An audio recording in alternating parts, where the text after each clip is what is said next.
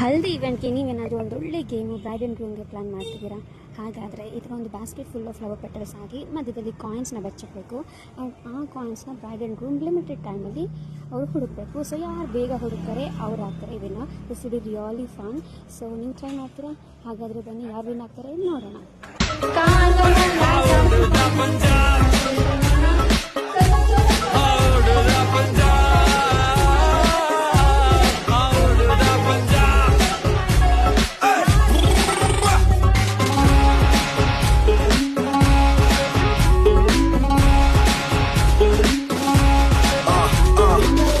बंदी की तुक बंदी सूरत चंगी सी रत गंदी तुर्र फिटे मुंह मर पले तू इतना क्यों अब्यूज करे तू जब से पैदा हुआ है गबरू सुबह शाम ही बूज करे सहर लगा के होता ते मैं आजा तेनू किस करांगा।